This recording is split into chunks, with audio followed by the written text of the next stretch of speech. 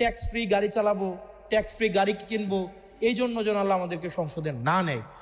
এবং আমরা বলে দিচ্ছি, হাদি ভাই বলে গেছিল না, যদি এমপি হইতে পারি ইনশাআল্লাহ, ইনশাআল্লাহ বাকি 299 জন এমপি জান বের করে ফেলবো। বাকি সংসদ সদস্যের ঘুম হারাম করে দিবে। আগামী সংসদে যারা যাবে তারা যদি মনে করে থাকে সংসদ হচ্ছে একটা ব্যাড অফ রোজেস, ওখানে গিয়ে আরামে কাটাবে এবং ওই সংসদ সদস্যের এই পদটাকে এটাকে ক্যাপিটালাইজ করে তারা ব্যবসা করবে, তারা হচ্ছে জনগণের সাথে প্রতারণা করবে, তারা নতুন নতুন ঠিকাদারি লাইসেন্স করবে, নতুন নতুন ঠিকাদারি লাইসেন্স করে তারা বিদেশে পাচার করবে, ওই সব সংসদ সদস্যদের ঘুম হারাম করে দেবে ইনশাআল্লাহ।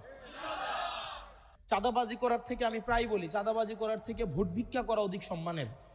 আমরা মানুষের পায়ে ধরবো, প্রয়োজনে একটা ভোটের জন্য আমরা ভিক্ষা চাইবো, আমরা মানুষের দরজায় দরজায় যাইবো। আমরা তার চাঁদাবাজি করে ব্যাংকের টাকা মেরে দিয়ে হচ্ছে জনগণের কাছে হচ্ছে, এটা হচ্ছে একটা অনেক ঋণ খেলাপিদের নির্বাচনটা হচ্ছে একটা উপলক্ষ, এটা একটা সিজন, মৌসুম, তাদের হচ্ছে ঋণগুলাকে রিশিডিউল করা। অর্থাৎ নির্বাচনের আগে ব্যাংক থেকে একটা স্টে নিবে, স্টে নিয়ে হচ্ছে নির্বাচন করবে, যদি জিতে যায় তাহলে তো ঋণ দেওয়া দূরের কথা, এই এমপির তো বেঁচে ট্যাক্স ফ্রি গাড়ি নিবে, আবার নতুন করে ব্যবসা খুলবে, তারপরে হচ্ছে আবার করবে, ওই যে টেন্ডারবাজি করবে, ঠিকাদার থেকে পুঁজি নিবে। অর্থাৎ তাদের কাছে এই নির্বাচনটা হচ্ছে একটা মানি মেকিং মেশিন।